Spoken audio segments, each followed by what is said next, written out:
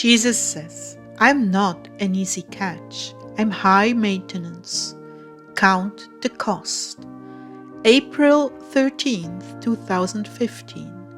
Words from Jesus through Sister Clare, spoken by Jackie.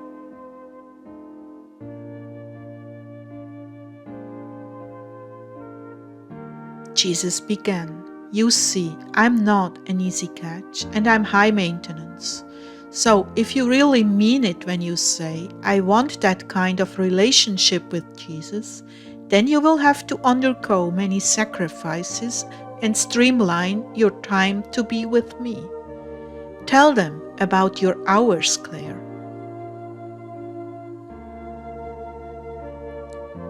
Well, for instance, my basic day is picking up food for the food bank and perhaps a short trip to the store, picking up prescriptions, taking the dogs and cats for a good walk out in the pasture behind the house, dinner, dishes, and basic everyday cleaning, spending time with my husband during a meal, or sharing spiritual things, which all adds up to about 4 hours of maintenance.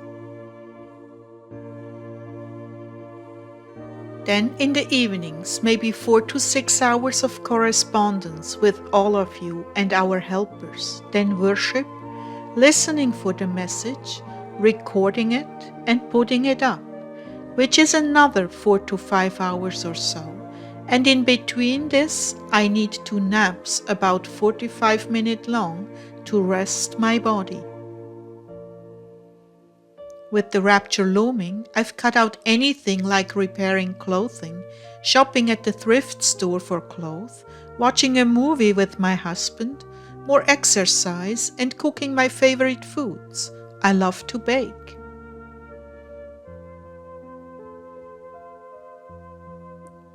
So your life has changed considerably in the last few months? Oh yes, Lord, thank you. I'm very happy with this schedule. There have been sacrifices, but none of them can compare to being with you, sweet Jesus.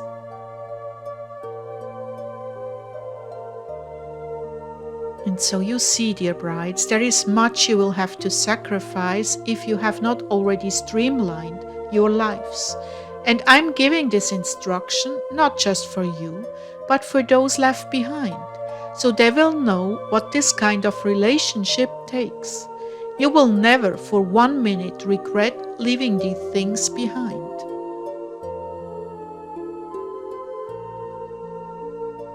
But as Claire stated earlier, and as I warned her, a big time-consuming project is the perfect time for Satan to use his strategies of distraction to slowly suck the life right out of you by sliding away from me due to increased activity.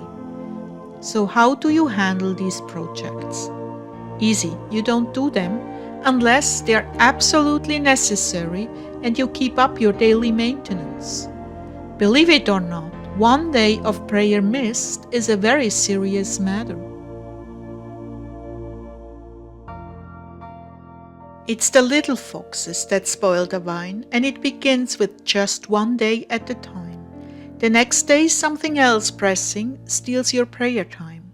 The next day, more things come up, and now you are in the habit of putting me off.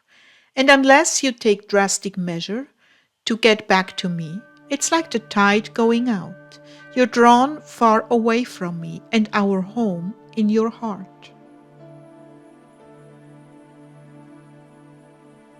So this is what these sacrifices look like. Happy you will be if you count them as nothing and bring your life into order, into a God order. It may not happen overnight, but if you work at it every day, I will be with you helping you make the right choices. And when you slide backwards as Claire inevitably does, I tell her, I will help you make better choices with your day tomorrow. And we are back on the right track. Lord, I can just hear it right now. What about people who have to work or go to school? I have no easy answer. Again, it is how badly do you want this kind of relationship? Badly enough to change your lifestyle so you have fewer bills or relatively none at all? Is the career you are being educated for truly my will for your life, my perfect will? Or would you be happier in Africa out in the bush bringing souls to me? Does your work reflect your complete devotion and love for me? Or is it financial security you are living for? You see, there is no easy answer. You will get scorn and contempt from the world if you opt out of the world. Are you ready to give an answer? Or walk away without an answer to family and relatives who see you as being irresponsible and a loser? Or are you so in love with me that none of that even matters? Or are you willing to hurt inside and lose the support of family and friends who draw away from you because of your foolish choices? There is no easy answer. I can just hear it now, but I'm married. If you're equally yoked, that will not be an impediment. Possible objections from listeners. I have a good job and great income. I've worked for this position for years. My retirement is secured, etc., etc. You may not be alive next week, let alone 10 years from now. What could you be doing to build up my kingdom with the skill set you have developed? Or perhaps I have a different plan, not using you in what you have cultivated, but using you in something you are totally unprepared for, so you will have to rely strictly on me to accomplish it. Well, from my experience as a nature photographer 30 years ago, you would not allow me to get near a camera after I dedicated my life to you. Yes, because you reeked of the world every time you picked up a camera, and I couldn't stand the stench. Well, I figured that. In its stead, I gave you the gift of music and teaching. Oh, I love the gifts you gave me, Lord.